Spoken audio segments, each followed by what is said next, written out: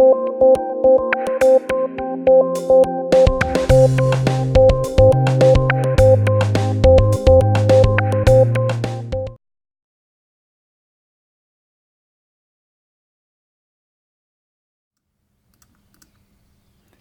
we are live.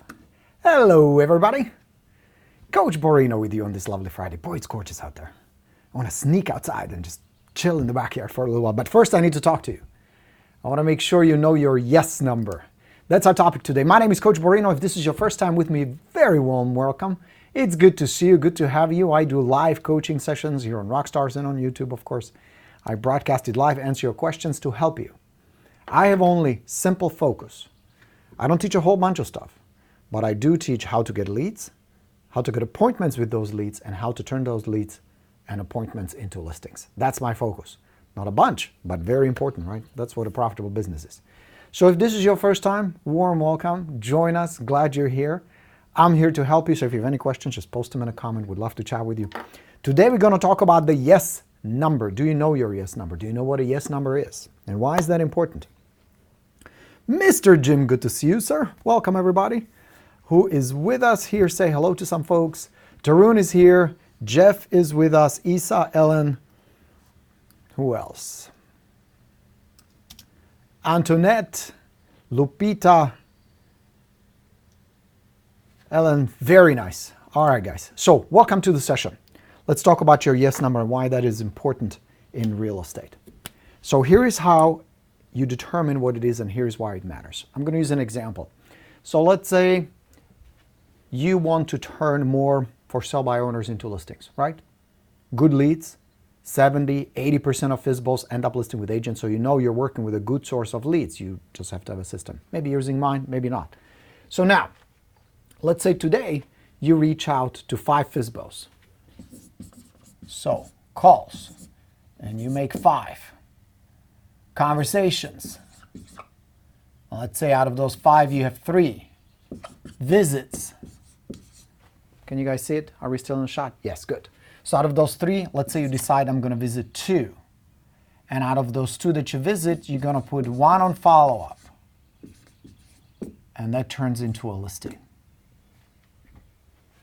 Now, I need to have 5 conversations, 5 calls, 5 attempts, 3 conversations. Out of those 3, I'm going to get 2 yeses, where the FSBO says, yes, we're willing to pay a commission to a real estate agent. So now I know that this are my yes numbers. Isn't that beautiful to know what the pattern is, what the formula is? This will remove confusion, stress, and overwhelm. And you start tracking these. So that's today. Tomorrow, let's say you're going to make 8 calls, 5 conversations out of those 8. Out of those 5, you're going to visit another 2. Out of those 2, you're going to put 1 on follow-up and get 0 listings. And you just keep going. So now, instead of guessing, instead of improvising, instead of just shooting from the hip, you can start building a plan. So at the end of the week, I'm going to add it all up. So let's say I average 5 a day, so I made 25 calls total. Out of those 25, let's say I had 15 conversations. Out of those, I had 10 visits. Out of those 10, I put 7 FSBOs on a follow-up and get 1 listing. Now I know what my yes number is. I need to dial 25, 15 conversations. That's a yes that I get 15 times. Visit 10 times. Follow-up, I will select those. That's another yes. That's another yes. Now I can build a business plan around it. Because I started averaging these out, adding these out, tracking it. So the first thing I can build is a plan where I can project it. No more stress, no more confusion, no more overwhelm. So as I'm planning my prospecting day, I know that it's going to take me about 8 calls to get 5 conversations. Now, of course, your numbers will be different. This is just an example. But the steps are the same. The yes steps are always the same. Only the ratios change.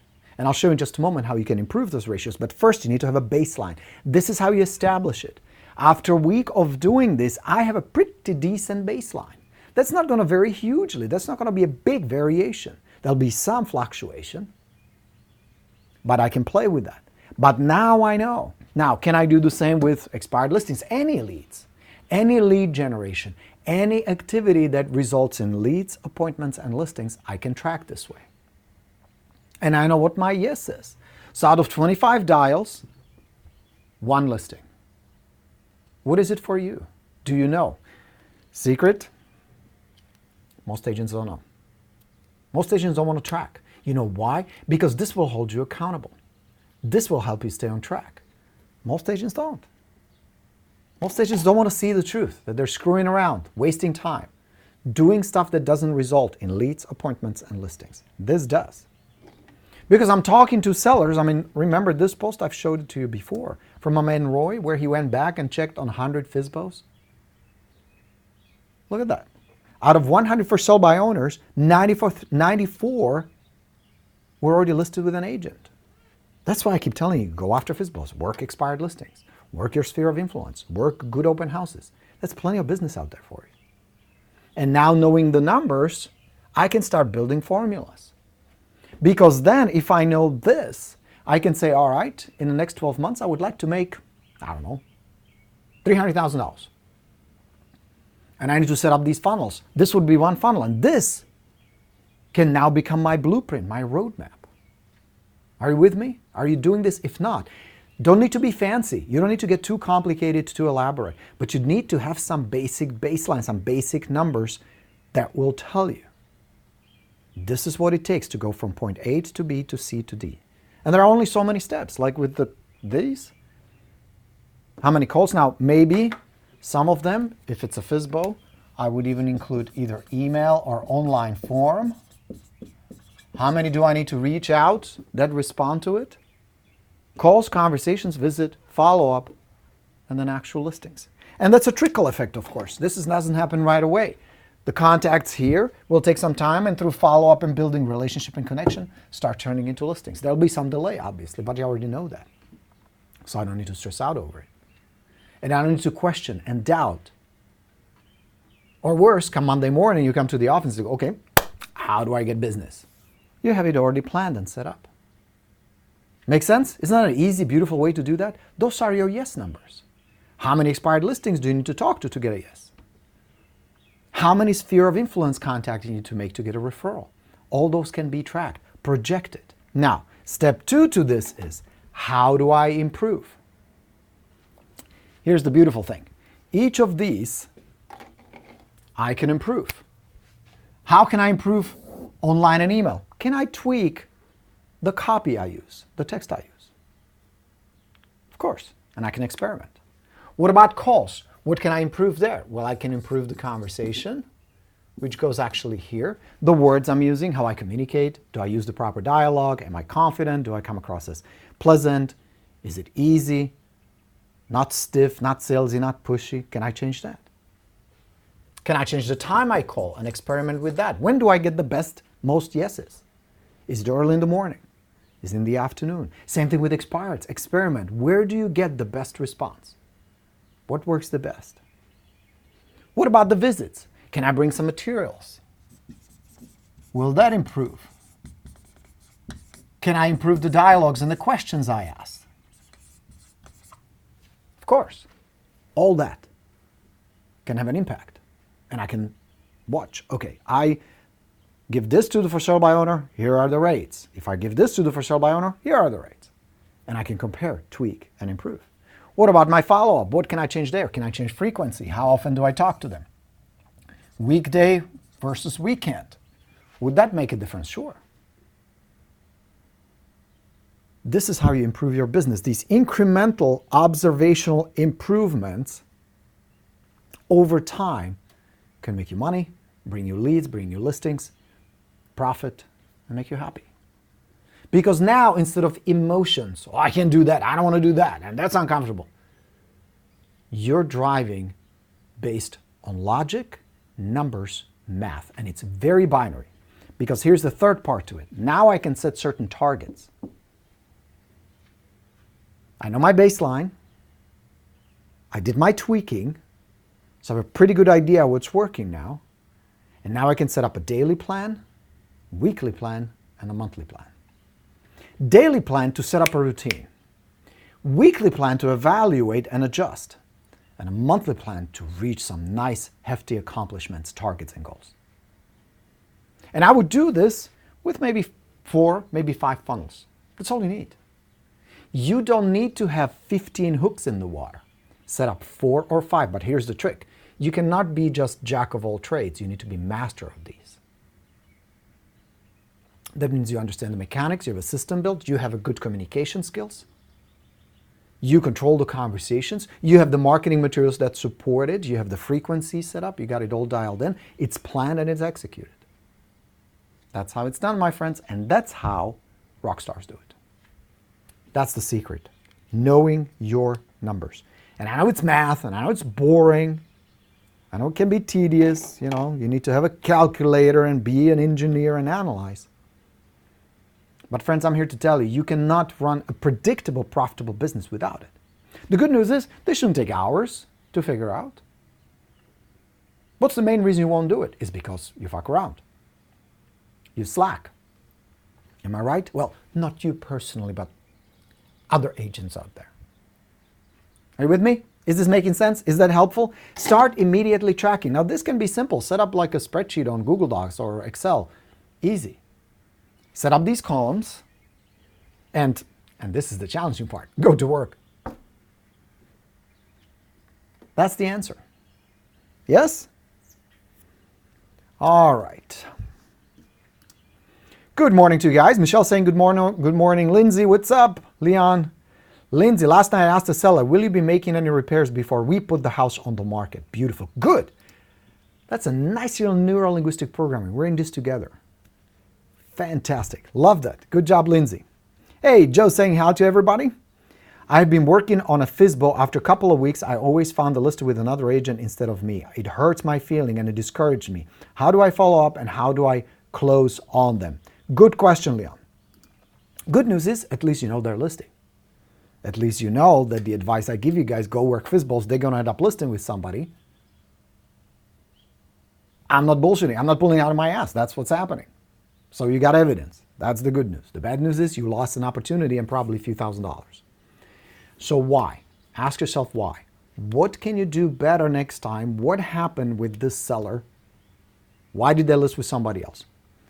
The logical answer is, of course, the other agent was a better choice. The question is why? What made the other agent a better choice?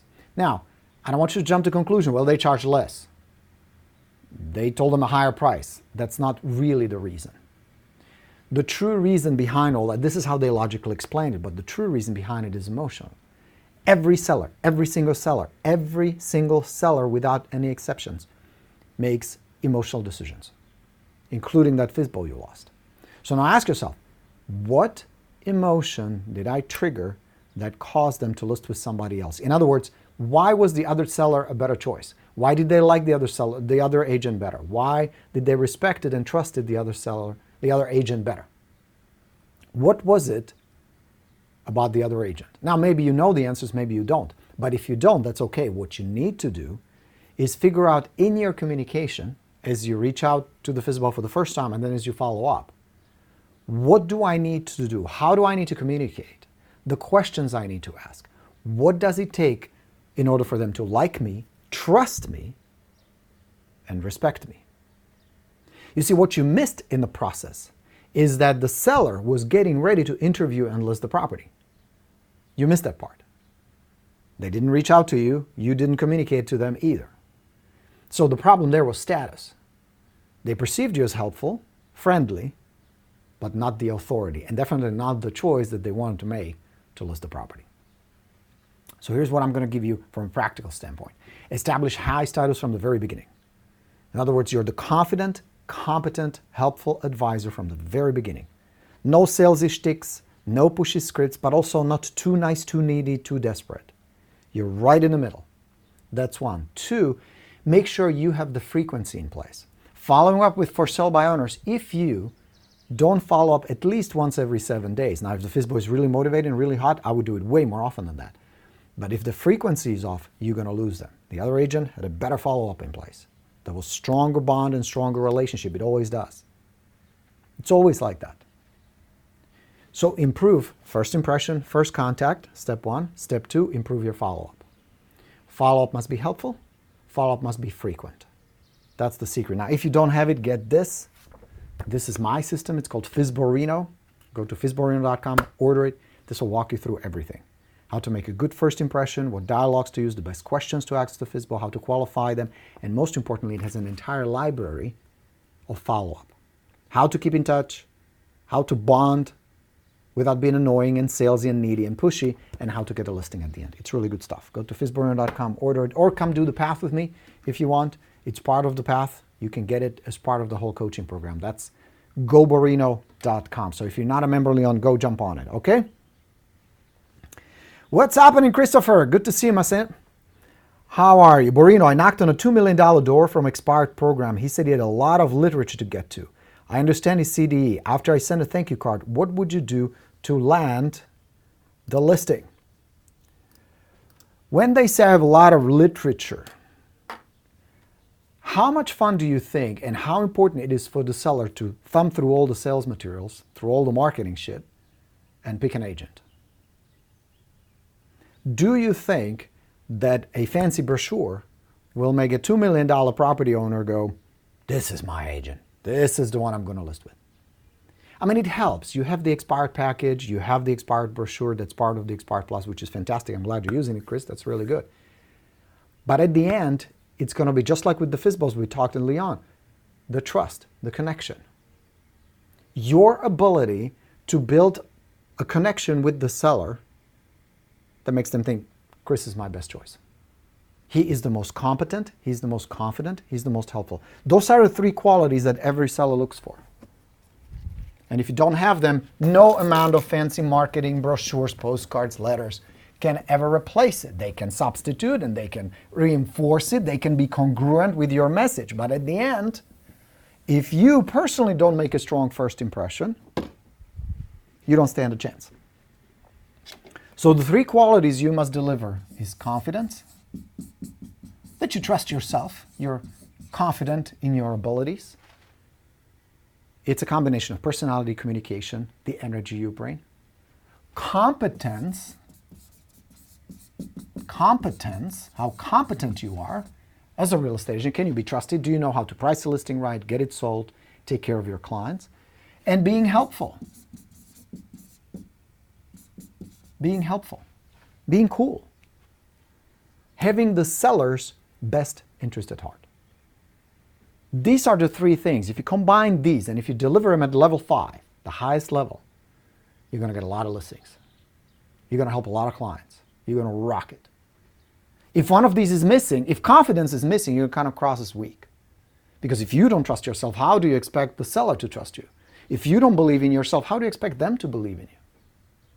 So there has to be a high level of confidence, not arrogance, not being pushy, not being aggressive, but confident. The second part is competence. If you're not competent, that means you don't know about pricing. You don't trust the mechanics of the business, or you don't know how to get the job done. You're doubting yourself, and this is especially important when it comes to price. And the third part is just being cool and helpful, having their best interest at heart. Really understanding this is what the seller is trying to do, here's why it matters to them, and here's how I can help them. You combine these three with good communication, some tools in terms of first contact and follow-up, you got it made. That's all it takes. So with this seller, I would go back and re-engage in a conversation.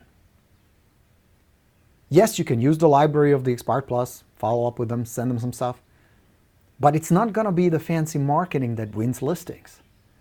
Because this is still a people business. Real estate always has been, always will be a people business. And if you know how to engage people, if you know how to communicate with people, if you know how to connect with people, if you know how to listen, ask the right questions, and decide, can I help these people and this is what we need to do, you're going to win. No question about it. This seller and many others. All right? Is that helpful, Chris? All right. Mr. Jim says FSBORINO is gold. Glad you like it, Jim. Good info again, thanks, says Mr. Todd. There it is. All right, my friends, those are the secrets. Now, we're headed for a long weekend, right? 3 days off. There'll be people who will be barbecuing, hanging up at home, hanging out with friends, with family. If you choose not to work, fantastic. I'm taking Sunday off. We're going whitewater rafting, which is really exciting. I'm looking forward to it. We're taking the family. Should be fun. And we're taking Monday off. We're going to barbecue and just enjoy ourselves. So if you take a day off, fantastic. Enjoy it. Be with the family. Be with the loved ones. Relax. Reset. Very important. But if you're going to work, stay focused and work your ass off. Stay focused and work like mad. There are people out there who need your help. There are people out there who are thinking about moving. There are people out there who are looking for a competent, confident, helpful agent. You can be that agent. It requires certain skill. It requires certain attitude. It requires certain mindset. The good news is you can work on all of these. It's not a special talent. It's not something you were born with. I sure wasn't. You know that. It's something you develop. It's something you improve. It's something you strengthen. And yes, the mindset has to come from within. It's not just the outside force, it's the inside force. Where you're going and thinking, I can help these people, I know how to help these people, and I will do my best to communicate to them that I'm here to help, that I'm a confident, competent guide on this journey. And if you get it at the end, fantastic. And if you don't get attached. You just keep going because you know there's always more. And even though you're not going to win them all, you're going to win plenty. All right? Joe has a good suggestion. Chris, I have been sending RPR, Real Estate Property Resource, market reports. If you're a member of the NRR, that's free, just to create awareness for between calls. That's one of the things you can definitely do. Market updates, market reports, new listings in the area, curiosity, all good. Helpful tips, advice, all good, all good. But the magic happens between the conversations. The magic is the conversation. The magic is the communication. The magic is the relationship. And then follow-ups like a nice thank you card. All that is good. So incorporate all that. Sending video texts, video messages, you on the video, speaking to the seller and sending it as a SMS, perfect. As a text. Attach it to your text, wonderful. Or attach it to an email, whichever way you can communicate with them. The more follow-up channels you can open, including social media, LinkedIn, Facebook, the better chance you have to develop that bond, the connection with the seller, and then turn them into a client. Be persistent. Even though they may tell you we already have an agent, or we don't know what we're going to do, or we're going to wait. Be persistent. It is the persistent agent at the end with a good follow-up who wins that listing. And of course, someone who has high status, confident, competent, and helpful. Those are the secrets, my friends. Yeah, good session today. Thank you for being here today. If you're not on a path, do check it out. Here is the URL. It's goborino.com. You get all my systems, you get my coaching, my support. It's only $197 a month, stay as long as you want. Join us. It's a good program. I'm really excited. If you want to check out the FSBORINO program, which is this, comes with a library and all that, go to FSBORINO.com. I wish you all a very nice Memorial Day weekend. Enjoy yourself, spend some time with the loved ones, do something fun, and improve yourself. Learn something just like you learned today. Apply this. I'll talk to you all next week. Have a wonderful weekend. I'll talk to you soon. Coach Borino signing off. Let's go get him. Bye, everybody.